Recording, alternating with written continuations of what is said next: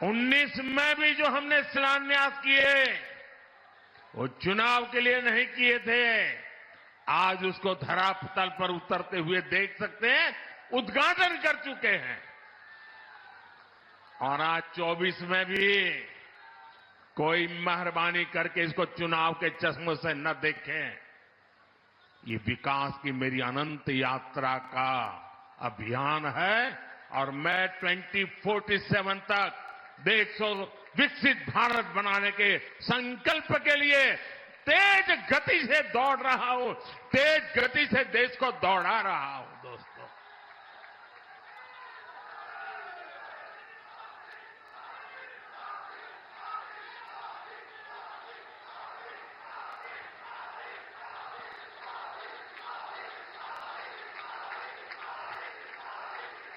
आजमगढ़ का इतना प्यार, इतना स्नेह देश भर के लोग आज जुड़े हुए देख रहे हैं।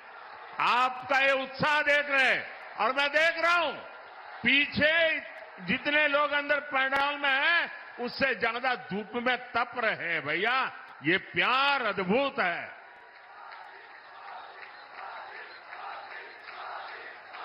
साथियों, एयरपोर्ट, हाईवे और रेलवे से जुड़े इंफ्रास्ट्रक्चर के साथ साथ पढ़ाई, पानी और पर्यावरण से जुड़े विकास कार्यों को भी यहां नई गति मिली है।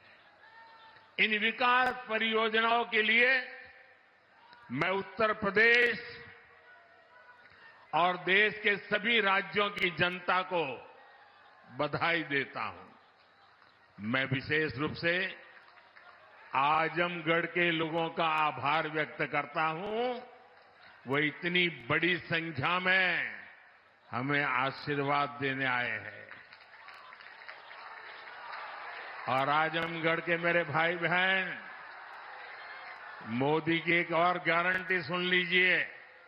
बताऊं, आजमगढ़ के मेरे प्यारे भाई बहन, मैं आपको एक और गारंटी देता हूं, सुनाऊं? आप बताएं तो बताऊं?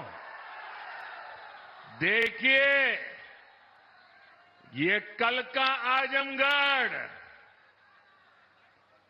अब वो गढ़ है, ये आजन्मगढ़ है। ये आजन्मगढ़ विकास का गढ़ रहेगा, आजन्म रहेगा। अनंत काल तक ये विकास का गढ़ बना रहेगा। ये मोदी की गारंटी है। दोस्तों, साथियों, आज आजमगढ़ में एक नया इतिहास लिखा जा रहा है। यहां से लेकर विदेश तक जे भी आजमगढ़ का रहने वाला हो, सबके आज बहुत खुशी मिलत हुई। ये पहली बार नहीं हो। एक रे पहले जब हम पूर्वांचल एक्सप्रेसवे का उद्घाटन कईनी तो आजमगढ़ के सब आदमी कहत रहे कि अब लखनऊ में जहाज से उतर के हमन यहां 2.5 घंटा में आ जाब। अब तो आजमगढ़ में आपन जहाज उतरे का ठिकाना हो गेल।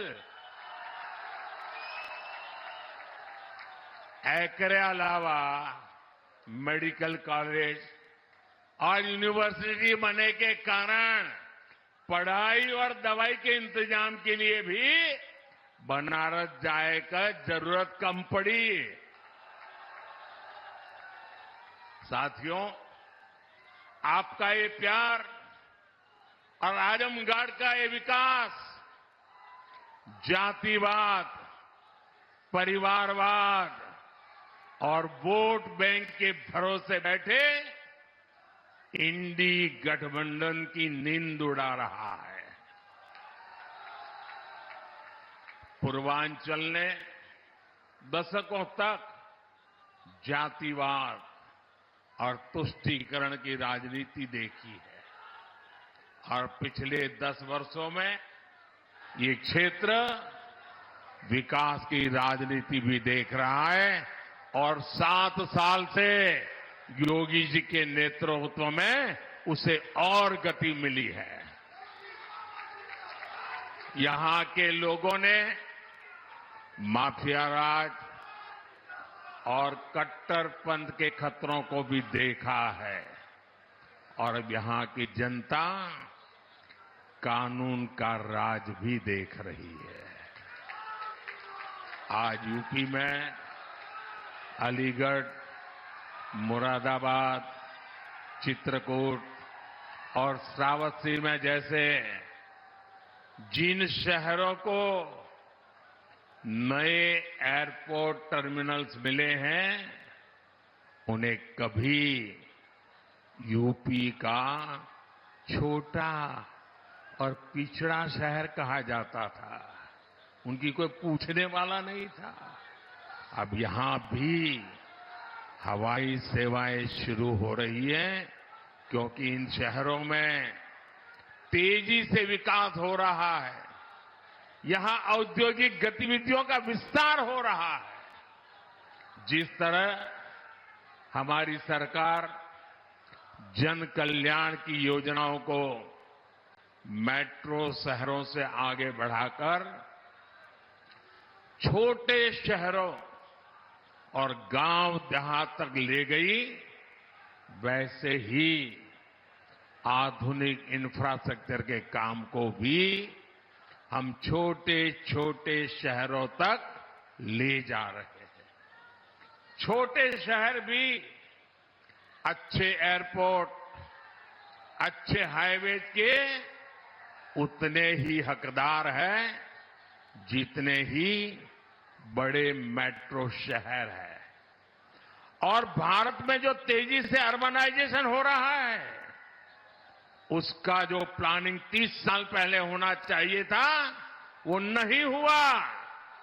हम उसी को ध्यान में रखते हुए आज टियर 2, टियर 3 सिटी उनकी ताकत बढ़ा रहे हैं ताकि अर्बनाइजेशन रुके नहीं और अर्बनाइजेशन एक अवसर बन जाए, उस दिशा में हम काम कर रहे हैं। सबका साथ, सबका विकास का यही विजन डबल इंजन की सरकार का मूल मंत्र है। साथियों, आज आजमगढ़, मऊ और बलिया को कई रेलवे प्रोजेक्ट्स की सौगात मिली है। इसके अलावा आजमगढ़ रेलवे स्टेशन का भी विकास किया जा रहा है। सीतापुर, शाहजहांपुर, गाजीपुर, प्रयागराज, आजमगढ़ और कई दूसरे जिलों से जुड़ी रेल परियोजनाओं का लोकार्पण और शिलान्यास भी हुआ है। प्रयागराज रायबरेली, प्रयागराज चकेरी और शामली पानीपत समेत कई हाईवेज का लोकार्पण शिलान्यास भी अभी अभी मैंने किया है।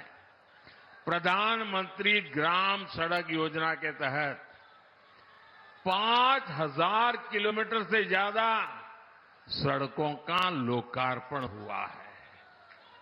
ये बढ़ती हुई कनेक्टिविटी पूर्वांचल के किसानों के लिए, यहां के नौजवानों और उद्यमियों के लिए एक सुनहरा भविष्य लिखने जा रही है।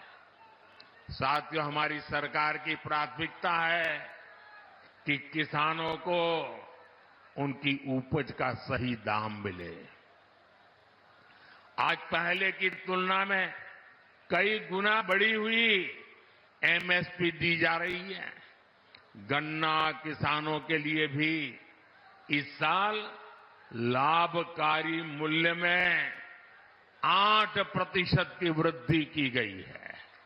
अब गन्ने का लाभकारी मूल्य 315 रुपये से बढ़कर 340 रुपये प्रति क्विंटल हो गया है। आजमगढ़ तो गन्ना बेल्ट में गिना जाता है।